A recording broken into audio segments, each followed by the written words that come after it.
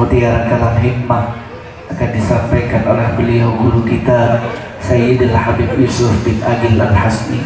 Kepada beliau kami aturkan sallu ala Nabi Muhammad.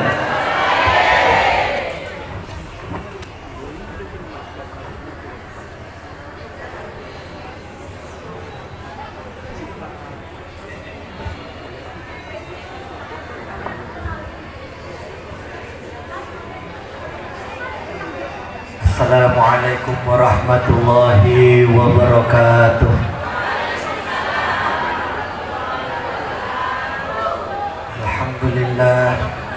Alhamdulillah rabbil alamin ala ni'matil islam wal iman wa taufiqihi wa kafa biha bin ni'man.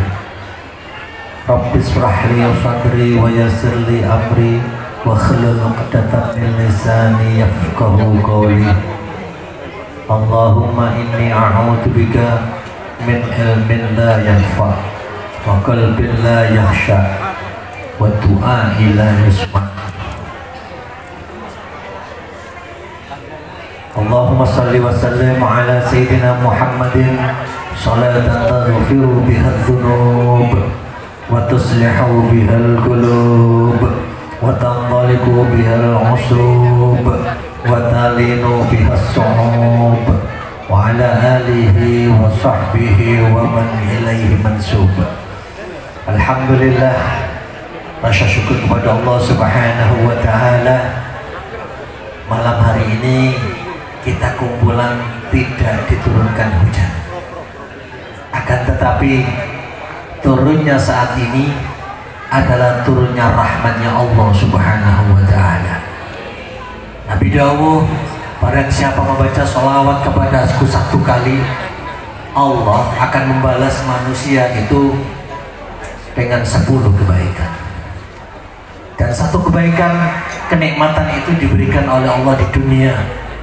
Nanti sisa 9-nya, yang 8-nya nanti 9-nya akan diberikan fi yaumil akhir. Syukur kepada Allah Subhanahu wa ta'ala, kita diberikan waktu, diberikan kesempatan sehat, diberikan kesempatan bisa hadir di majelis ini. Dan mudah-mudahan kita juga bagian daripada orang-orang yang mendapatkan rahmat dari Allah Subhanahu wa ta'ala. Tak lupa pula dumateng Bapak Ketua Takmir Masjid Nurul Hikmah, Bapak Haji Israel, lan dumateng pimpinan majelis Khatibul Majelis Nahdlatul Mustafa Gus Mutasarir yang kami cintai, yang penuh dengan semangat membara, mengajak panjenengan semua untuk lebih dekat dan cinta kepada Nabi Muhammad sallallahu alaihi wasallam. Dumateng para pembina Nahdlatul Mustafa ingkang kaula mulyakaken, kepada semua hadirin yang berbahagia, ma'asyiral muslimin rahimakumullah. Bulan ini kita masih ada di bulan yang disebut oleh Nabi Muhammad adalah bulan di mana bulan awalnya perjuangan kita, puncaknya menuju nanti kita akan mendapatkan malam Lailatul Qadar. Rasulullah dawuh, bulan ini adalah bulan Rajab. Disebutkan dalam Nabi Muhammad dawuh bahwasanya ar-Rajabu sahrullah wa sa'ban sahri wa Ramadan syahru ummati. Kemuliaan luar biasa. Bulan Rajab ini adalah peristiwa-peristiwa yang sangat-sangat bersejarah dalam kehidupan Nabi Muhammad SAW. Kalau Allah memerintahkan untuk bersedekah, memerintahkan Jibril untuk membawa wahyu disampaikan kepada Nabi Muhammad. Allah memerintahkan puasa kepada umat Nabi Muhammad. Allah memerintahkan Jibril untuk menyampaikan wahyu kepada Nabi Muhammad. Allah memerintahkan berbuat baik kepada kedua orang tua. Allah memerintahkan Jibril menyampaikan wahyu kepada Nabi Muhammad sallallahu alaihi wasallam. Tapi satu perintah yang sangat luar biasa yang tidak diwakilkan oleh Allah Subhanahu wa taala dan langsung memanggil Nabi Muhammad sendiri untuk menghadap kepada Allah Subhanahu wa taala. Sahabat baik, Nabi Muhammad itu malaikat Jibril. Hadirin, orang yang punya istiqomah dalam kehidupannya, tatanazzalul alaihimul malaikah. Orang itu akan turun malaikat menemaninya dan mengatakan la khaufun alaihim walahum yahzanun. Kamu jangan khawatir dan jangan bingung. Kenapa? Allah memerintahkan orang yang mempunyai istiqomah dalam kehidupannya ibadah menurunkan malaikat untuk menemaninya. Nabi Muhammad ditemani malaikat Jibril alaihissalam, dipanggil oleh Allah Subhanahu wa taala menghadap. Berangkatlah. Subhanalladzi asra bi'abdihi lailan minal masjidil haram ilal masjidil aqsa alladzi barakna haulahu linuriyahu min ayatina innahu huwas samiul basir. Allah memperjalankan Nabi Muhammad dari Mekah Masjidil Haram menuju Palestina di Masjidil Aqsa. Kemudian di saat itu Islam belum sempurna, banyak permusuhan di kalangan orang-orang kafir Quraisy. Kemudian Nabi menyampaikan kisah perjalanannya ini, Isra Mi'raj ini didengar oleh orang-orang kafir Quraisy. Maka datanglah pembesar-pembesar Quraisy protes menyampaikan hal ini kepada Sayyidina Abu Bakar.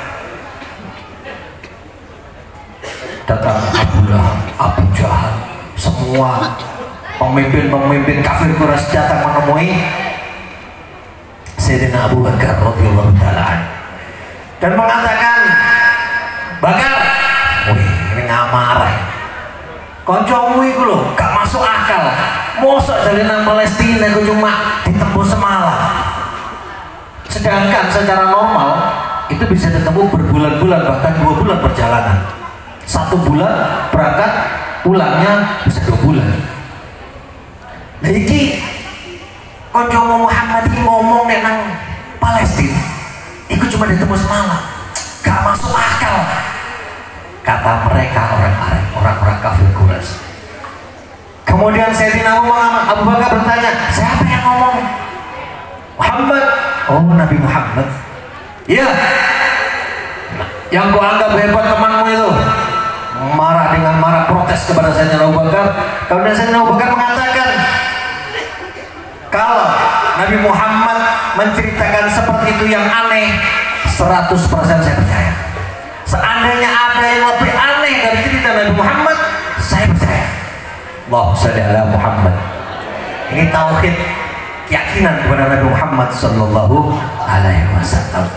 Dalam perjalanan Nabi Muhammad, sampailah Nabi Muhammad di Sidratul Muntaha, naik terus.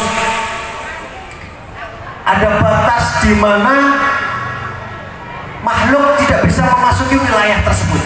Ini belum nyampe di wilayahnya Allah, belum, masih di batas. Sampailah di tempat itu, malaikat Jibril mengatakan kepada Sayyidina Muhammad, ya Rasul, saya minta maaf, saya tidak bisa mengantarkan panjenengan lebih jauh lagi ke atas untuk berjumpa dengan Allah Subhanahu wa taala. Saya mau berhenti di sini. Nabi Muhammad bingung, ini mau dari bawah ditemani sampai di atas mau ditinggal. Loh Jibril, kamu dari awal sampai saya berangkat ke atas kok sampai di tengah perjalanan saya mau ditinggal? Ayo naik Jibril, temani saya. Malaikat Jibril mengatakan, ya Rasul, seandainya saya melangkah 1 langkah di tempat ini, saya akan terbakar. Subhanallah. Jadi ada hijabnya lagi sebelum nyampe kepada Allah Subhanahu wa taala. Tidak ada bisa satu makhluk pun termasuk Jibril yang posisinya sebagai panglimanya para malaikat. Kemudian Nabi Muhammad menghadap sendiri kepada Allah Subhanahu wa taala. Dan di situ singkat cerita, intinya Nabi Muhammad menghadap kepada Allah di bulan Rajab ini yang dikatakan Isra Mi'raj, mendapatkan perintah langsung yang namanya sholat. Nah, ini adalah salah satu kewajiban. Begitu pentingnya sholat sehingga tidak diwakilkan sama malaikat Jibril, cukup Nabi Muhammad langsung menghadap kepada Allah Subhanahu wa Ta'ala. Kemudian turun ketemu Nabi Musa, Nabi Ibrahim mana Musa? Kalau ketemu Nabi Ibrahim alaihissalam, dikatakan kamu dapat perintah dari Allah sholat berapa waktu? Saya dapat perintah 50 waktu. Waduh, umat saya gede-gede, gak mungkin bisa melaksanakan perintah itu, apalagi umat sampean. Umur 70 sudah wis mati, kadang ngelaksanakan sholat 50 waktu. Lagi kayak untuk sembahyang, kayak mau numpak sepeda turun ke kantor, sembahyang mana? Kanting mangan dulu mangan, sembahyang mana? Mari mangan, gelagean mau bujutin, sembahyang mana? Gak ada mandek, lesikat waktu. Semalam, sehari semalam. Sampai balik, yang nunjuk keringanan Masya Allah. Moga mana Nabi Muhammad takut oleh biru dilongi 5 waktu kurang-kurang gak mampu umatnya panjenengan terus moga sampai riwariwi Nabi Muhammad potongan net tek dapat 5 rakaat. Suruh lapor lagi gak kuat paling 45 waktu ini. Wis jelas umat mungkin males mau sembahyang 5 waktu lu gak ada tepat, pasti merusuh. Temenan apa yang terjadi sekarang. Wallahu a'lam bishawab. Mudah-mudahan kita bagian dari orang-orang yang tepat waktu melaksanakan 5 waktu. Akhirnya Nabi Muhammad sudah, saya gak mau minta lagi, saya malu sama Allah, biarkan ini untuk umat saya. Nah, sampailah Nabi Muhammad turun membawa risalah Islam dengan melaksanakan sholat 5 waktu, dan itu bagian daripada wasilah kita untuk menghadap kepada Allah. Innani anallahu la ilaha illa ana fa'budni wa aqimis sholata li dzikri.